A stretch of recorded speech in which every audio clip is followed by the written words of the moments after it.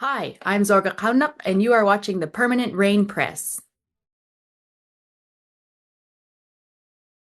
Hi everyone, it's Chloe with the Permanent Rain Press. Today I am happy to be joined by Zorga Qaunaq. How are you? I'm awesome.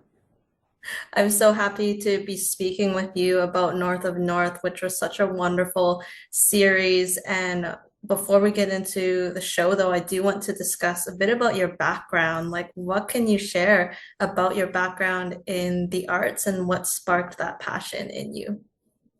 I've always loved the arts ever since I was a kid, and I just knew that I wanted to spend my whole life in arts, like singing, acting, visual arts, like everything arts. I know that's what I wanted to do, but as you get older, adults impose their fears on you and tell you like, that's nice, honey, it's good to have dreams, but you gotta have a backup plan. You gotta have a backup plan, and that just like internalized that you can't have a career in the arts and survive. And that kind of like just clung on for so long. But once the internet and like also media uh being so like funneled to be successful, mainstream successful in the arts, it was like really funneled down to like if you don't fit this specific criteria and these people don't approve of you, then you don't get funding, you don't get cast, you don't get recognized for all these things. So the internet was an amazing place where everybody can just say whatever they want, and apparently people have things to say and everyone is interesting. Everyone finds their niche and everything. So I poked around with that and played around on the internet, Tumblr, putting YouTube videos, and I thought like I gave up the idea of being an actress or an actor or performer or anything like that. Um, Pretty much out of high school, and I was like, I'll just be a professor, a college professor. That's because I love education.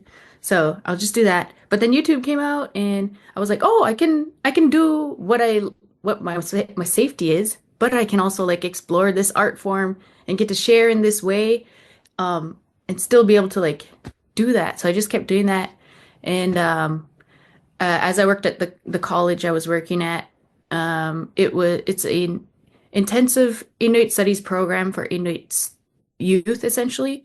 So basically, we took like about 50 young Inuit who are done high school, looking to do more education, and it's just an intensive uh, identity finding program, essentially. So through that, I got to see all these students, like we're just there empowering them, helping them find their identity and helping them follow their dreams. And I was sitting there for the full 10 years working there, and I was like, is this my dream? What about my dream?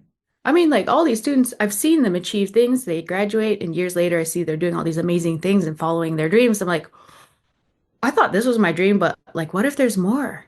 What if there's more? What if I can do it? So I just started exploring um, people running their own businesses, and I was really inspired seeing other Inuit running their own businesses. Aside from their full-time job, they were running these businesses which were becoming lucrative, and I was like, well, if you just do, I mean, people start businesses all the time, right? So, so I was like, I'm gonna do it. I'm gonna do it. I left my job. It was so scary because it had benefits. I had 6 weeks off in the summer, had like amazing coworkers, amazing youth coming through every year. It was just a perfect job. So why would I leave a perfect job for this? Anyways, it was scary. But I left, and I was like, oh my gosh, I'm flying. I'm doing it. I'm doing what I love to do, and I am making a living doing it. So, uh, I don't know. And then, I mean, that was all visual art. Um, but yeah, I guess this is kind of dipping into more questions you're going to ask. Do you have any more questions? I love it, but it's like you have this history, you can kind of pinpoint these times in your life. And you mentioned high school. I know you studied at an arts high school, so it really kind of started early on, and it took a bit to get those wheels turning, that valuable position that you had that I'm sure you missed, but it's all about maybe taking that leap of faith to do what your heart's telling you that you want to be in this creative industry. Before we get into some of the different art forms forms that you're currently practicing. Like you grew up in Nunavut until you were 10 years old, you moved to Ottawa with family. So did you ever feel a disconnect or gap with your heritage and roots? And if so, can you tell me a bit about that journey to connecting that gap? Yes, that's something I struggled with a lot until I started working at the college I was talking to you about. So my parents split when I was younger. So when I moved to Ottawa, I moved here with my mother, who is of like settler heritage outside of Ottawa.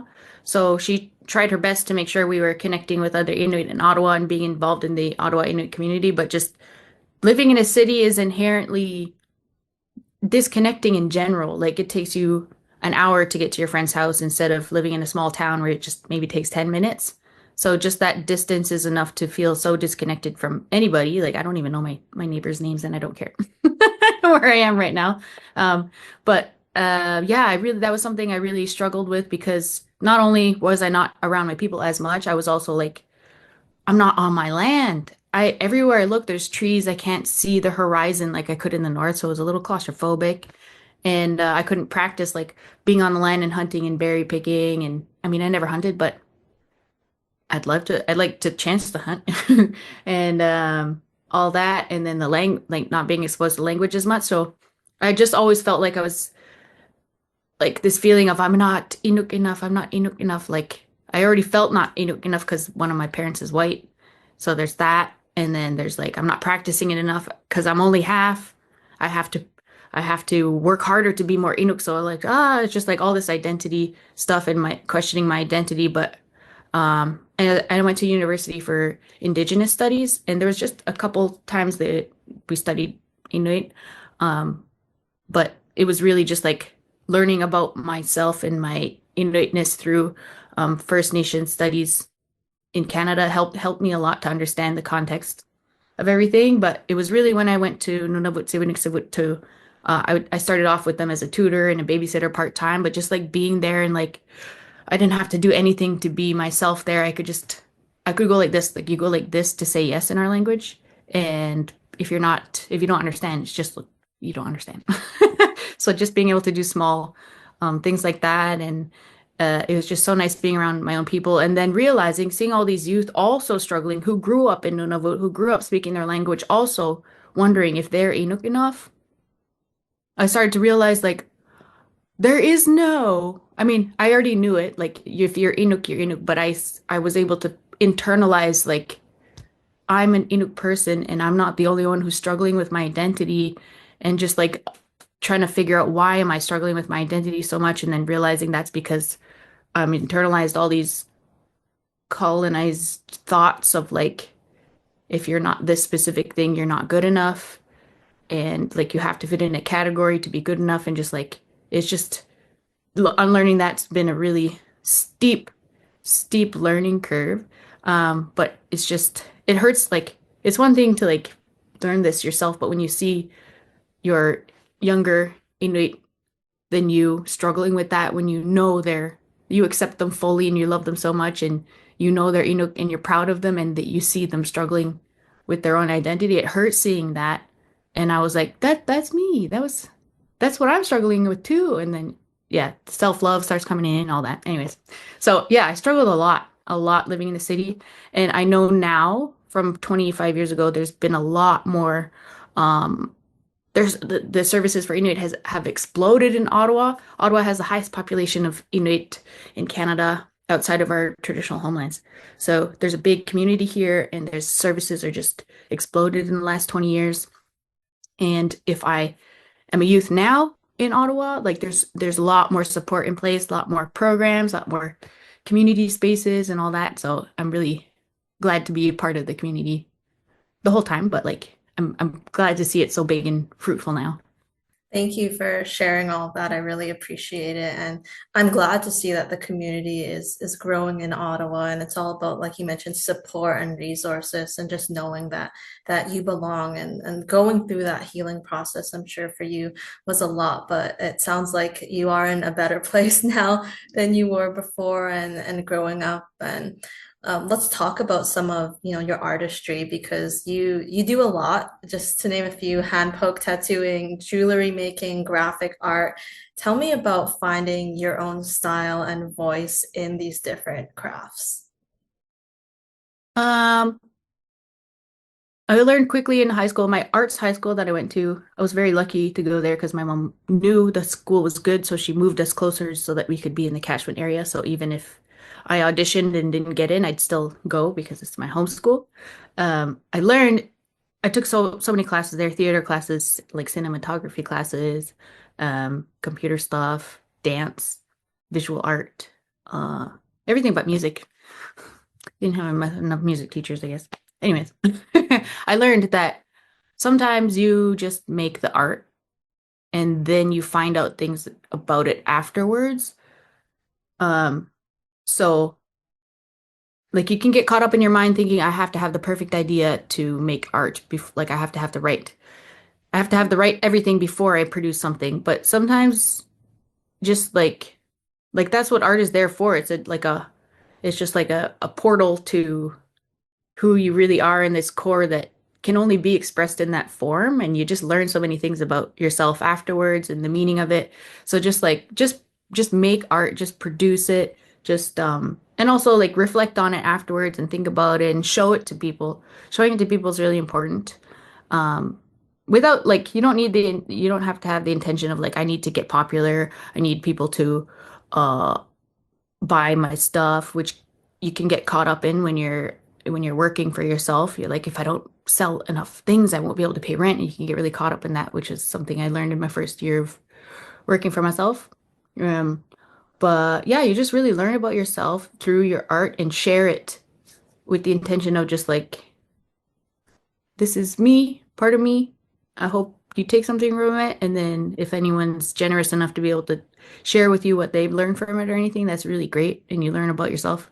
Um, I learned a lot about through tattooing that I could talk for hours about tattoos, but it's more than just like a piece of art on somebody's body. It really is at its core spiritual and healing, and it's the handbook tattooing another Inuk person is like so personal, and um it's revealing who that person is, and they're trusting me to hold that information and like keep them safe and also bring their self to life. And it's a lot of pressure but it's really great. I get to learn about other people and then realize like I see all their struggles and see everything they're going through, and I'm able to look at my own life that way and be like, oh, I struggle with that too, or I never thought of it that way. And just it helps me stay grounded,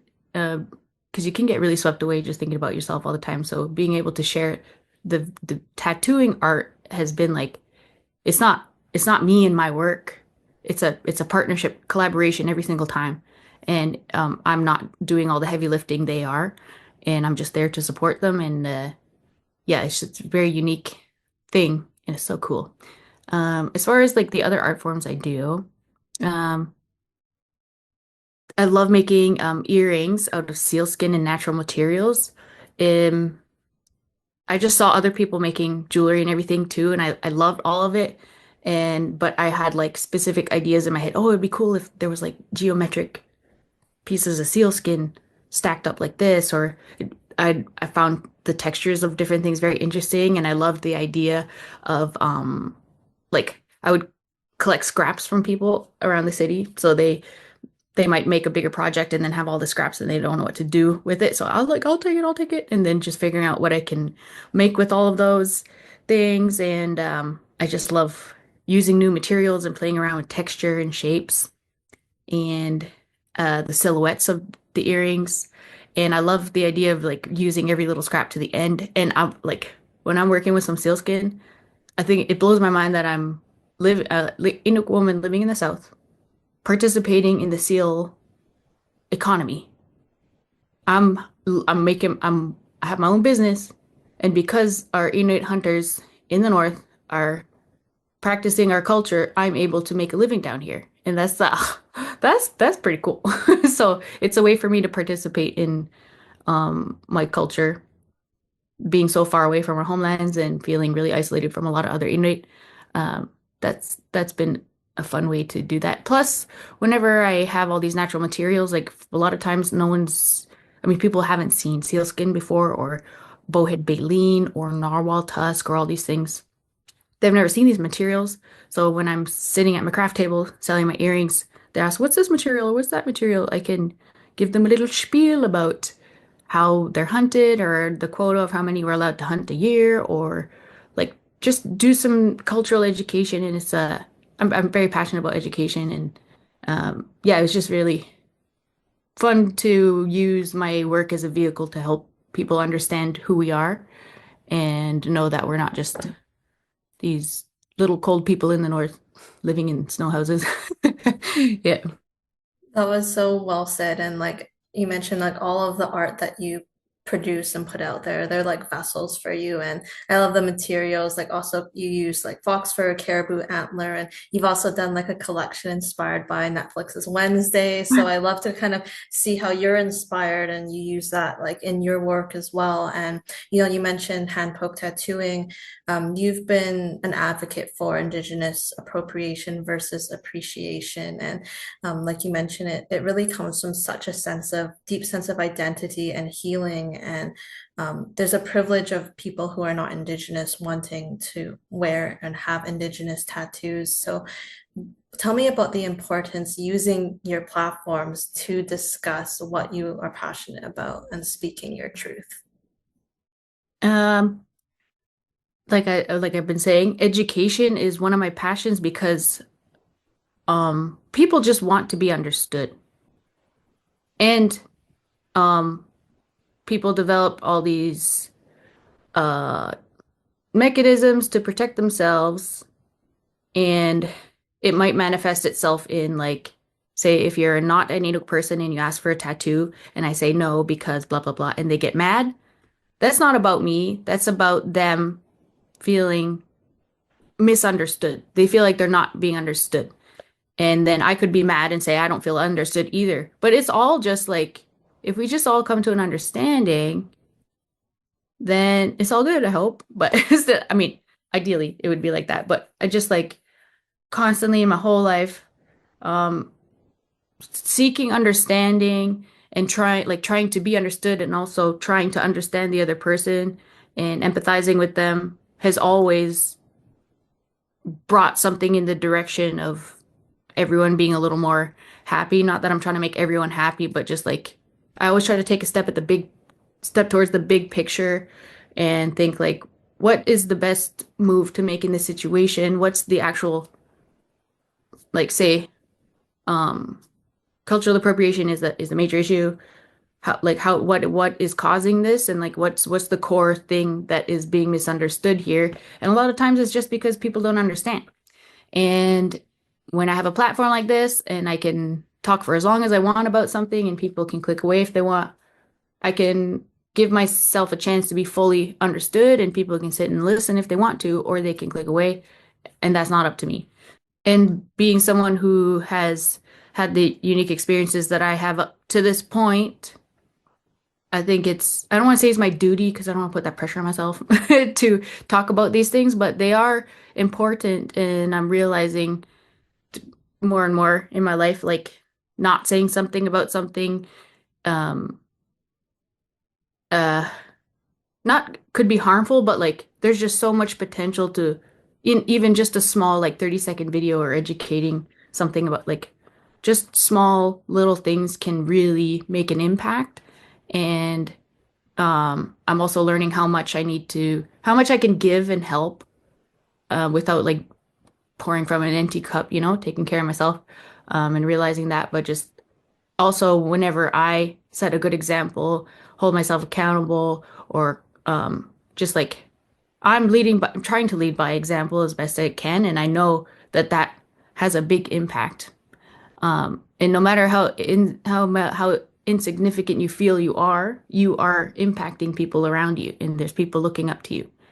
And you can be like 4 years old, and like your 3-year-old brother's looking up to you. Like people are always looking to you. So, I mean, no pressure, but Yeah, it's just I don't want to think of it as like a duty or pressure to represent and like use your platform, but it's like all this opportunity for us to understand each other and share and learn. It's just a big greenhouse. Yeah.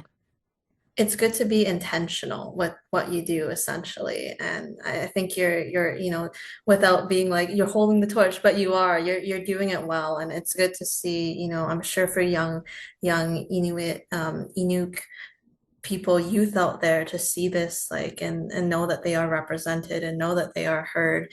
And speaking of representation, we'll talk about a recent show that you are a part of that will be out on Netflix soon, but we are discussing spoilers, so we'll hold this interview. But tell me about your audition process for the show. Like, what drew you to wanting to be a part of this project after hearing about it from one of your showrunners, Stacy? Yeah, Stacy's amazing.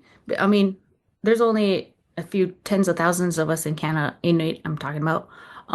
So like the circles are small, so Stacy's just like been well known in the community for so long, and I've been watching her career, and I know she's in comedy, and when she mentioned, she just gave like the tagline for the show, is like there's a modern Inuk woman who's trying to find her way in a small town. I'm like, I want to watch it.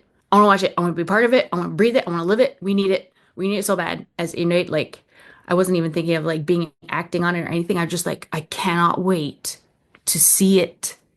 And it's like been many years, but it's finally here, and it's oh man, just like when you like I don't want to say I manifested it, but like when you want something so bad, and then you start taking steps towards your goal, like when you really believe like um, I want to be involved with this project somehow, you can find a way to do it. And even if, and the important part is to also be like grateful and thankful for every step of the way. So, uh, when Stacey heard of it, I was like, oh my gosh, I can't believe I even know this person who's going to be even making this. This is insane.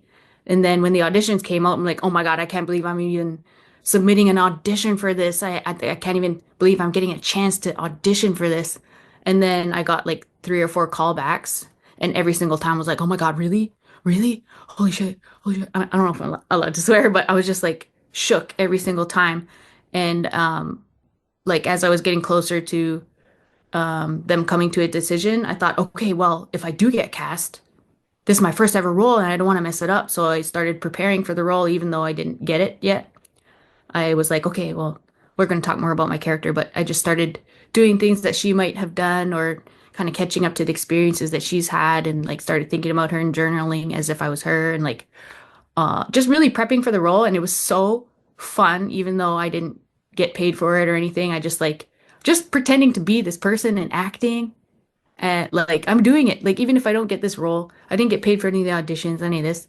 Just like that's already part of my acting career, and being grateful for that. I think that and just like really being dedicated to all that helped me land the role, because I know that there were concerns because she's a brand new actor. Can she handle acting? Because it's intense. It's like some one day was 16 hours, and it's like it's really intense. So they just and really wanted to make sure that they had some solid performers. And I was like, oh, I'll do it. I'll do it. I can do it. I'll do anything. I'll do it. Here's my homework. This is what I did. So and just being such a nerd for the show and so passionate about everything too. Just yeah, it can like all your really whatever you really want to do, be a full-on nerd about it and just keep going. And even if you don't get what like you thought you were gonna get, good stuff will come to you in other ways, and you'll still like just be grateful for every little step of the way, and really truly believe like what you want and what is there is all waiting for you. It's just a matter of time. You just put in the work and put in the effort and keep being grateful and passionate about it, and you'll get to where you're going. And I still can't believe it. Anyways, so yeah, I just kept Years auditioning. later, you still can't believe that you got this role. And I'm glad it did work out for you. But like you mentioned, in the back of your mind, you're like, good things will come, even if this doesn't kind of come to fruition. But Millie, she's such a bright, bold character. What were the key personality traits that you wanted to focus on? Like, what would you say is important to her? Um, she doesn't care what people think much, or like she's very selective about who she cares about her. And as a recovering people pleaser, I was like, okay, I have to not care. I have to learn how to not care about like my facial expressions. Like if somebody says something off color or something like that, I'll just like, poker face, like, okay, cool. But, I think Millie would be like, ew, like not afraid to let that person know that she has a problem with what they said, or like not be afraid of fully not liking somebody standing in front of you, or not, being just like having her full emotions on her face, the negative emotions, because I'm really great at expressing the happy emotions.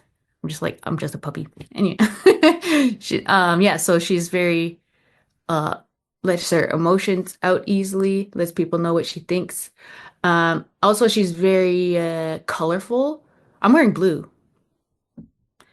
I just wear black all the time, so I'm just like, I'm so colorful. It's like spraying. But yeah, she wears lots of colors. And like I used to have my hair colored, but I would always wear like black clothes. So it was fun to explore. Like it somehow made me feel a little more free. Like there was a lot more uh liberty to be my not be myself, but be myself through Millie, because she had all these colors and unexpected textures and all this stuff. It was a lot easier to be like free like her. She's also very like sexually liberated. And I was like, oh my gosh, I don't even know how to flirt. So I was like, she's very confident, so I gotta practice. So I practiced flirting. Leading up to the role, I was like, if because I did yeah, once I got the role, I got the scripts, and I was like, I saw the scene episode 6 at the airport scene. I was like, oh my God, she's got all the riz. What do I do? Okay, so anyways, that was the scene I was most nervous about. But yeah, so practicing my riz, on screen riz, and just kind of just like having no inhibitions. Is that the word? Release your inhibitions. Anna would sing that a lot on set. It was nice. That's so great to kind of learn through your character. And like you mentioned, like you were learning a lot through her, but at the same time you got to kind of take some elements as well from yourself and those similarities. Was it a constant like collaboration with Stacy and Alethea, or did you discover a lot of this just yourself? They were so busy. We barely talked. They pretty much just like, whatever you think. I was like, oh, whoa, they trust me? Holy cow. Okay, cool. I guess I'll just make choices, so that their trust in me just boosted my confidence. And I was like, okay, well, all these people, like I wasn't just chosen by one or two people to play this role, like many people and all the cast, everybody was carefully chosen to be in the role. So I'm like, and all these people auditioned for the role too. So I really had to step up to the plate and not like cringe and not trust myself. So having Stacey and Alethea have my back and trust that I could make the choices that they were happy with for Millie, um, it's like the universe invited me to this wonderful challenge, and I was like, let's go. Accepted. Step up to Let's the do it. plate, I'm right? stepping up to the plate. So it was great to be able to do all that. So there were some like I'd ask everybody like, do you think Millie would do this or that? Do you think, I think she'd have like one of those shaved things right here. I think she'd have her eyebrow shaved.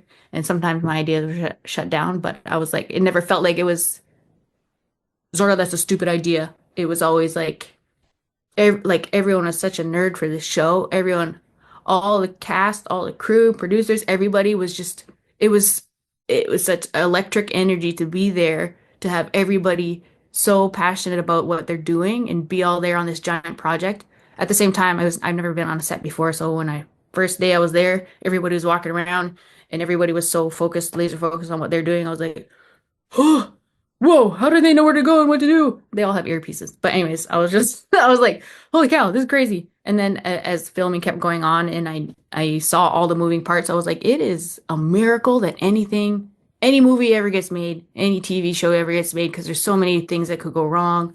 So many people we all rely on each other to cooperate. And, it's just magic to see if you ever get a chance to go on set. It's really cool experience.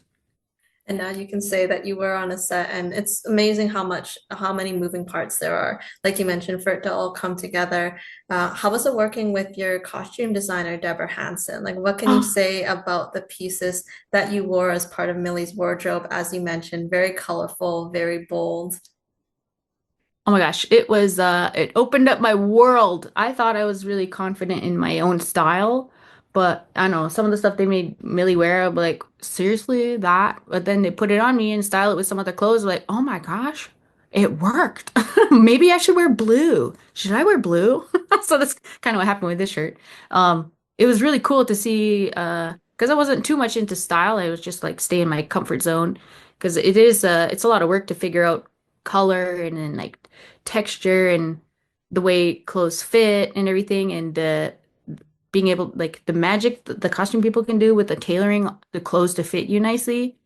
It was all magic. It was very cool. I only met Deborah a couple times because she was based in Toronto and she had a couple other people on her team in Iqaluit there, and it was great to be able to see. Um, there were so many different things that were happening there. One day I remember I was like, "Can Millie have pigtails today? Can she have like two little space buns?" And they're like, "Yeah, yeah, sure." And then they checked. They're like, "Oh, never mind. Siaja's wearing space buns for this episode, so can't have both of you." I'm like, "Oh, okay. I guess we'll do the down thing again." But yeah, it was so cool to see all the costumes. We also had Nooks Lindell, who is a Inuk fashion designer from Lambe in Nunavut, having him be the cultural clothing consultant, and he designed some clothes. He was also the source guy to like quickly source any earrings or um clothes that are done by Inuit designers in Canada. It was great to work with him too.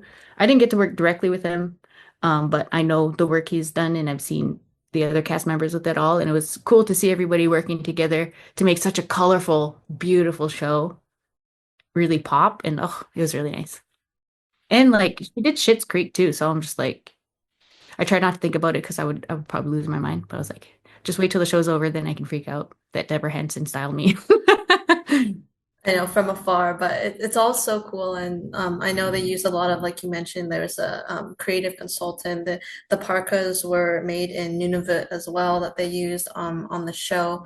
Now, Millie, she works at the community center. What is her specific position? And in your opinion, like, what is her job and educational background? Like, what does she enjoy about the work that she does? I was trying to ask the creators about this. Nobody will give me an answer, so I just had to make up my own. But I really feel like Millie is just like she's in this small town.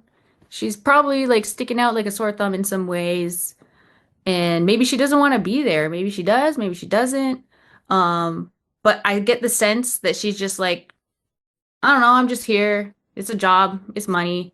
I feel like it's something to do with finance maybe or administrative assistant somehow or something. But I get the sense that she does the bare minimum, probably doesn't like Helen all that much or working for her. Just kind of there to collect her paycheck and having Siaja come and work at the community center.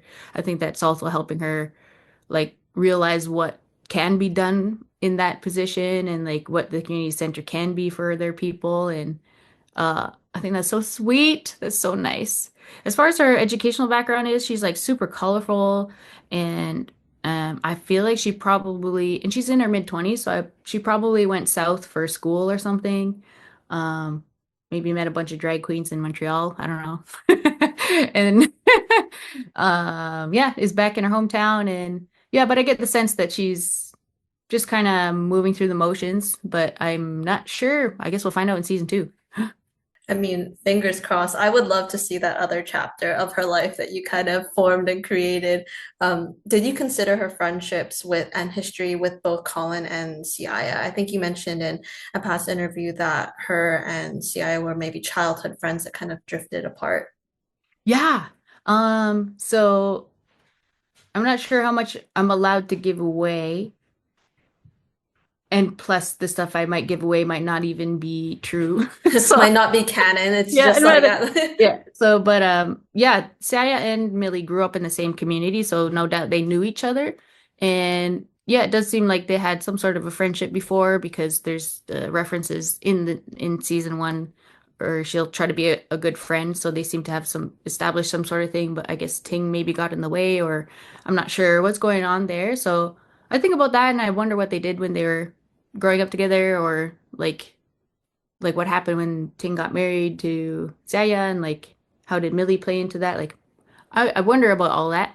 As far as Colin goes, I want to know how long he's been there. I want to know, um, like how long he's going to be there. But it seems like Millie and Colin have had a relationship for a while, at least a couple of years, and they probably like been through it working for Helen together there. So, Each other's emotional support at the yeah, community center. yeah. Which was your favorite scene in season one to film and why? Oh, there's a couple. Um,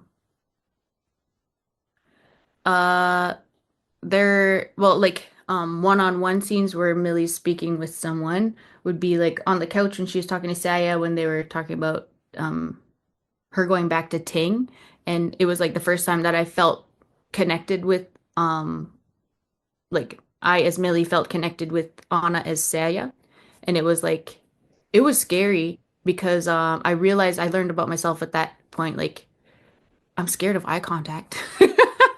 I'm so scared of eye contact. So Anna's like so professional and she's amazing and she knows like she's a experienced actor, so she knows to like hold a look for longer than feels natural because like that's what you do for acting. But I was like, oh my God, my heart is racing right now and I'm just like it's just like so scary to do eye contact. But yeah, I did a that scene just felt like I was really connecting with her and being able to really like, because a lot of Millie's presence on season one is just her reactions and kind of in the background and just, you know, being my big crazy silly self. But doing that felt very exposed in a healthy way. Like it felt like I'm connecting with this person, I'm caring about this person, and I hope it shows on camera. But yeah, that was one of my favorite scenes, like to work as an actor. That was really great to do.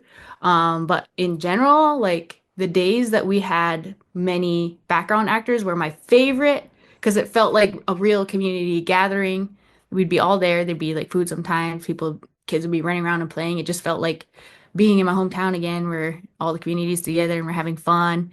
And it's like we're making a TV show together. It was so cool to have so many Iqalumiut there. Those are both great kind of options and scenes. Like episode seven was the one where, you could see how protective Millie was over Siaya's best interest. So I love that moment because like you mentioned, a lot of it's like background reactions and it's kind of fun and comical. But that was a really serious scene because she did voice her concerns to Siaya. And then the group scenes, festival hunt, ham jam, and the cast just spanned multiple generations and walks of life. So it just must have been so much fun to kind of just, when the cameras weren't rolling, or even when they were rolling, to kind of interact and be together. Yes. Yeah, it was great being able to see elders there and kids be there and just and I'm learning too through acting, like acting isn't really acting, it's just like learning how to really be connected and be present.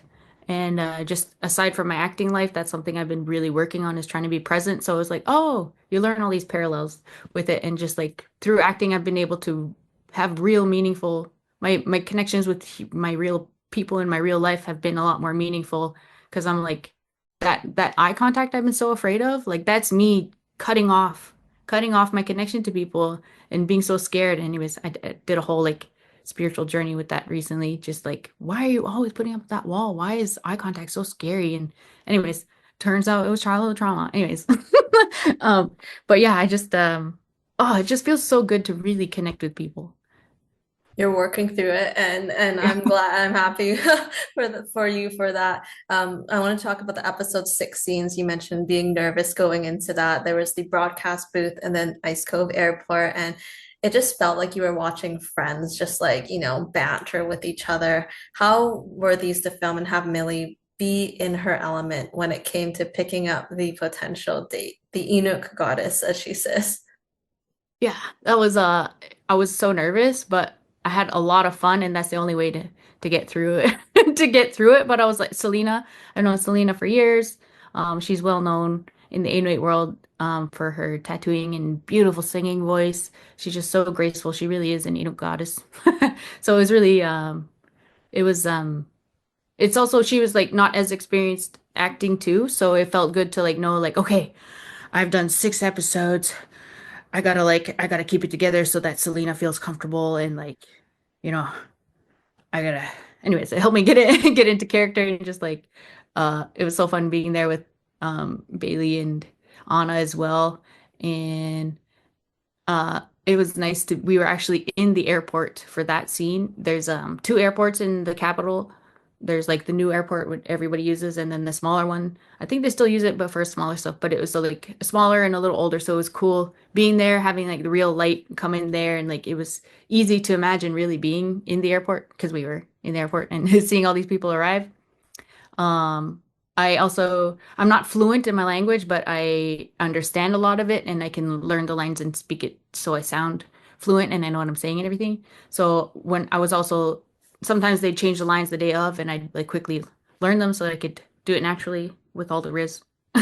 And I remember being nervous for the scene too, because I was like, I haven't spoken Inuk to my dad very much, so he's going to be so proud of me that I'm speaking up my language. And then I was like immediately a little nervous because I'm like, I also haven't really come out to him that I'm pansexual. I'm just playing a character, but I'm like, I'm not sure how he'll be like, oh, my daughter's speaking our language and she's gay. Like I'm not, I was like nervous about that, and I'm like, but I'm like, this is cool. Like this is who we are. We're here. Like pan people are here, and like queer people are here, and we're modern and we're speaking our language. So I was just like, you just got to really lean into it. So it was scary, but that's what you need to do in your career. You need to find things that you want to do, and then take the steps towards them. And they're gonna feel scary, but you got to lean into that. You gotta find those uncomfortable spots because that's how you'll grow. If you keep staying where you're comfortable, you won't you won't go anywhere.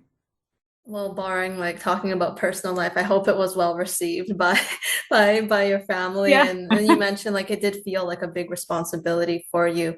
How was the community center set to film in? Like, what do you remember from that space? And then the people that you regularly worked with, which not only included Bailey and Anna, but also Mary Lynn as Helen and Doreen as Elissa, who was just such a joy, like another standout performance in season one. Oh, so good. Oh my gosh. I was blown away when I saw the set because I never been on a set before. There's a curling rink and they rented out the curling rink to build the studio. They built the set inside the curling rink. So there was no ice, but it was like a big warehouse. You walk in and then there's like wood, like a wood box. And then you open the door and it's a community center. Like everything looks so real. They even had lights shining in through the windows to make it look like real sun. So that kind of messed with your brain when it's like the sun's been in the same spot for 8 hours. So it was like, I was like, oh my gosh, it's just like Brooklyn Nine-Nine had a similar like office sort of feeling. I was like, oh, started thinking about all the other sets on movies and everything like that. So it helped me perform my role a little more authentically because I was like, it really does feel like an office. Everything looks real.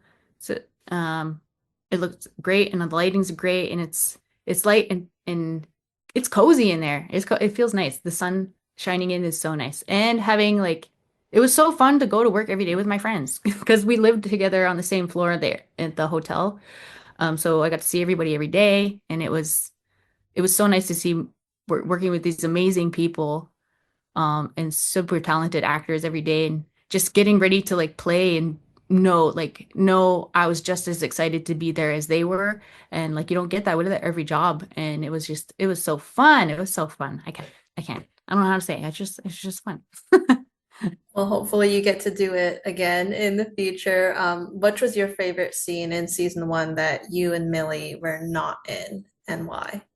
Oh my gosh. I forgot what episode it was, but Nevi and her granddaughter Bun were out on the land hunting together and they were bonding and just like all those little scenes through that episode, they were just so heartwarming because it's so nice to have like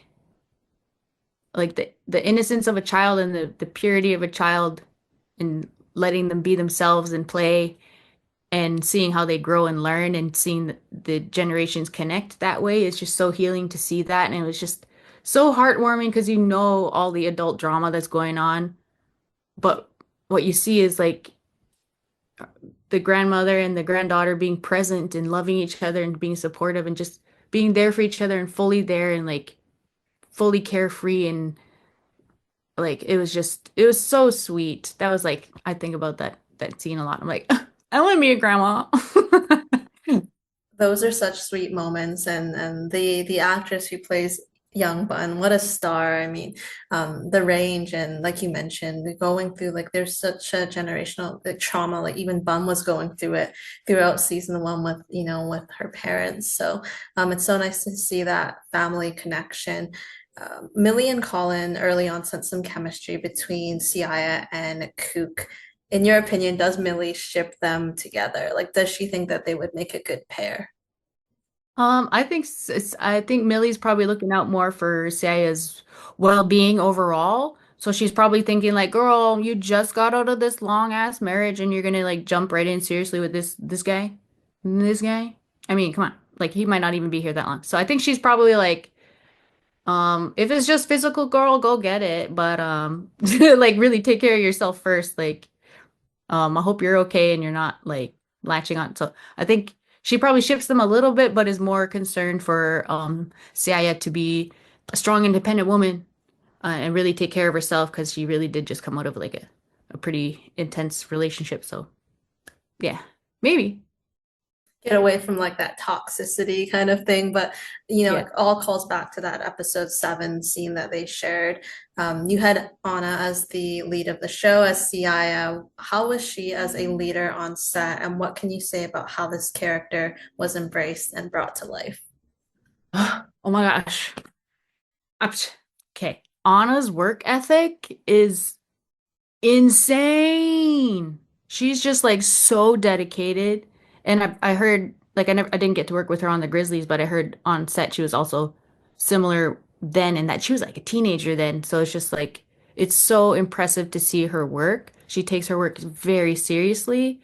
Um so um and she was carrying almost every single scene in the whole series, so she had to really we didn't get to spend as much time with her as the other cast off screen as we'd like to have done, but I totally understand because like I wasn't even working as near as much as she was, but I was exhausted. I was like, oh my gosh, how is she doing it? She's outside in this tiny little dress and it's fucking freezing, excuse me language, and it's freezing outside.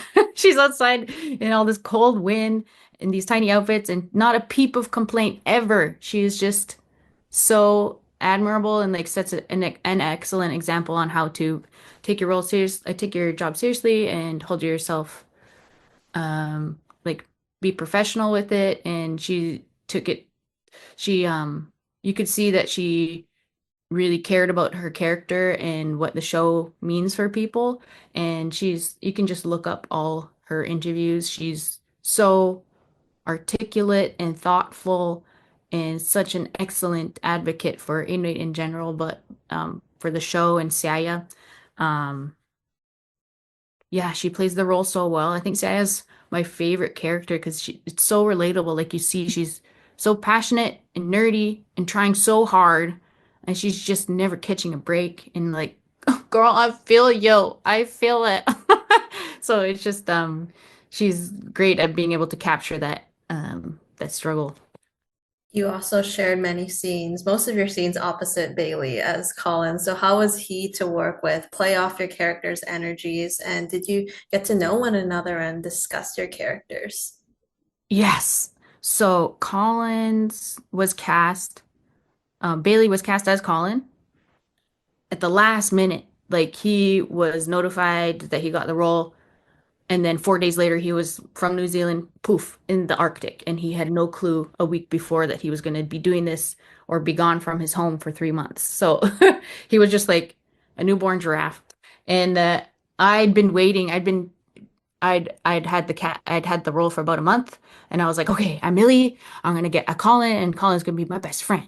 And I was like, why is it taking forever? Why are they taking so long to pick a Colin? They must have somebody by now. But then when Bailey showed up and we met him, I was like, oh, I get it. I see why they waited so long because Bailey just has this like calm, understanding presence, but he's so funny and like he just feels like he's such a stable person and that that just like that draws people to you, right? So he's just like this stable person and he's able to bring that to his role and with Millie's willingness to be in chaos and Siaja's kind of like chaotic happenings. Like we needed our Colin to be like really ground us both. And he like Bailey does such a great job with that. He's a stand-up comic. He's so humble, so funny, and an excellent dancer. I don't know.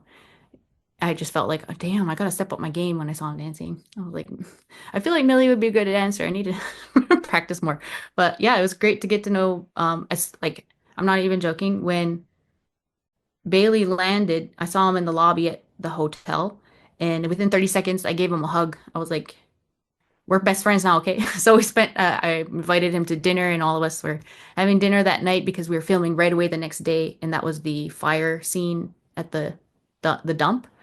And I was like, "Okay, we need to be best friends," so it shows on screen that we're best friends, and that wasn't even hard to do at all because he's so open and nice and willing and just like you really feel connected with him when you meet him. So yeah, it was really he's a really good friend of mine now. So I think it was Stacy who said in an interview I read that your chemistry was immediate. So, you know, you met the day before the dump fire, but it really kind of just rolled from there. And I love the kind of bond that these two share, even if you can't quite place how they met yet as characters in the show. North of North does a wonderful job balancing the heavy and lighter moments with authenticity at the forefront. What can you say about the scripts and creative team's vision for the show? wow, they did such a great job because I know Stacy and Alethea are such strong advocates for our culture and making sure it's being presented authentically, which essentially just means like let me tell my own story. And they work very hard to push points that because there's a lot of like inside jokes that Inuit have like within ourselves that we'll understand, but it might not translate to the rest of the world. So there was a lot of I mean like Netflix, CBC, APTN, they have the money supporting all this and they need to make sure like the show is successful worldwide. So they had like they'd be questioning like what does this joke mean and how does that fit in or like why did we make this choice for this or that? And then Stacey and Elise they would and their Inuit writers that are also they have a couple Inuit writers on the show.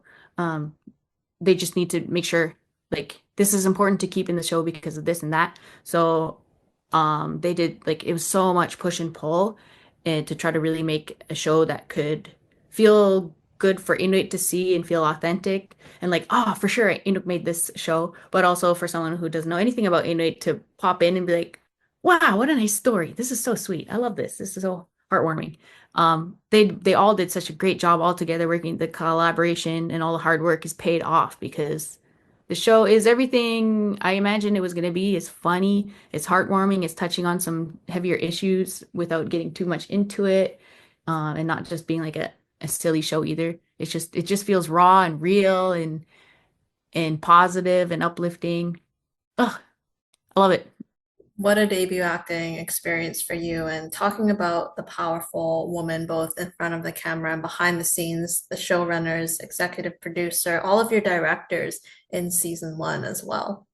Yeah, yeah. Wow. That's a yeah, there's a lot there was a lot of directors. That was cool being able to see all the different directors' approaches to things and how much some of them would say, okay, I want one where you do it like really sassy this time. Or they'd be like, okay, yeah, yeah, just do whatever you want this one. Like they had such different approaches to everything, so that was really cool. It was really a dream job for a first time actor because I didn't have too many lines, I didn't have to carry anything too heavy, but it was enough to challenge me, and I got a chance to see how everything works. We also had an acting coach on set, which helped so much because it was like I have this suggestion, but I don't know who to talk to about this. Or do you think it would be weird if I just try to do this? Should I just go for it or should I ask first or like this or that? Or I'm having trouble understanding what this line means or that. And like it was when you're first time on the set, you're like not sure who to ask. So having that support there, which they don't always have acting coach on set. So I know they put that there, a coach there deliberately to support me and probably Nodok and some of the newer actors. So that was I was really appreciative of that. And yeah, it was really cool to learn all of that and work with so many different directors and so many different people. If renewed for a season two, what would you like to see, hope to see from Millie? And are there any other specific storylines you'd like to see explored? Oh, yeah, there's so many things. I want to know more about Elizabeth. Like, she seems like a really interesting lady. Like, what does she do in her free time? I want to know. Like, in her table, her desk is all covered in all these cool things. And I want to know more about her. I want to know about more about Colin. And I want to know what happened between Siaja and Millie. And also, I really like Cook's character, and I'm so interested to see where that's gonna go. And his like girlfriend is there and everything. Spoilers. So it's like, oh, what's gonna happen? Yeah. So there's lots of things. And I'm sure you would never say no to, a trip, a kind of back home and, getting to be in that environment, which is, such a place to be. And it's introducing viewers, many of them for the first time to Nunavut as well. Yeah. Yeah. It was so great to work there. The show could have easily been mostly shot in Toronto, but those community scenes I was talking to you about having all the background actors there. For me as a Inuk person, um, it was so important to have this authentic show, this Inuit story being told by Inuit, written by Inuit, like sort of created by Inuit for Inuit. It was, it felt weird to have it be like it didn't like having it shot in the North felt more authentic to how what the show is trying to do, which is like elevating our voices so that we can speak up for ourselves. And by allowing it to be there, the production was there. All the Inuit who we are writing a story about have the chance to participate somehow. So they could be an actor, a background actor, they could observe just what's happening, they could ask us questions and just like get exposure to that and get a chance to be part of the industry, which can be difficult to become a part of when you're in a small, isolated community. So just having it be a little bit more accessible is planting all those seeds for our future filmmakers. And just connecting to the land as an actor as well. I'm sure you all felt that. A couple more questions for you as we round things out. What has the positive support from viewers and the Inuit community meant to you? I know you got to have a premiere, get to reunite with a lot of the creatives. Like, what have you seen online and on social media? Man, from the first time I heard about this show and knowing what Stacey does and makes, I knew it was going to be a hit. I knew it was because I saw the Grizzlies and I was like, yes, we need a show that is um like able to tackle those issues, but also keeping it light and meaningful and funny and authentic. It's just like she was gonna get the tone down. So I knew that was gonna be there. And then I got the scripts. I'm like, yes, this is all meeting my expectations. And then all the cast are coming together and all the crew are coming together. I was like, yes, everything is lining up the way I just cannot wait every step of the way. I couldn't wait for people to see the show. So when it came out, obviously I was like, yeah, of course y'all love it because I know it was amazing. But the thing that I didn't know how it was going to be received by Inuit because we're very diverse people, even though we're all living in the Arctic and we wear parkas and like live similarly, that we do have a lot of diversity. So um I was like um, wondering how people would receive the show, um, and make sure that everyone felt a little bit represented in some way without overgeneralizing us as a people.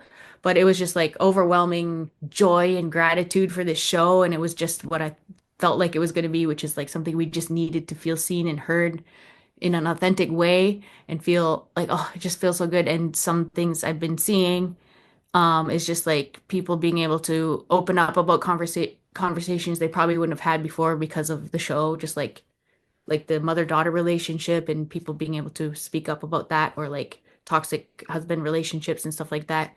And just the healing messages coming from the show are just sparking conversations in the community. And it's just, oh, it warms my heart. And it's just, we needed it and it's here. And it's just a seed that's been planted. So I know it's just the beginning. We're going to have so many amazing more stories coming out, more movies, more books, and more just like, it's just, oh, I can't even, it's everything. Well, congratulations to you and the team on such a special show. And I know that it's going to be so well received when it hits Netflix. I know it's been a long time coming, but it's going to do so well. And in your debut acting role as well. I can't wait for more people to meet Millie. Last question, our signature question, if you could be any ice cream flavor, which would you be and why? Mm, chocolate peanut butter, because it's like salty. And well, I like salt. I don't know. I just love chocolate peanut butter, so I eat myself. But maybe I'd want to be mint chip because nobody likes that, and then there'd be more left over for me. I don't know. Is it? I love that answer. Great way to end things off. Thank you so much, Zorga, for taking the time to chat. I really appreciate it. Thank you. Such great questions. Thank you so much. Thank you. I hope we get to catch up again in the future. But until then, for all those watching, you can make sure to catch Zorga in North of North. Season 1 is out now on CBC Gem and APTN Netflix worldwide. And we will see you next time.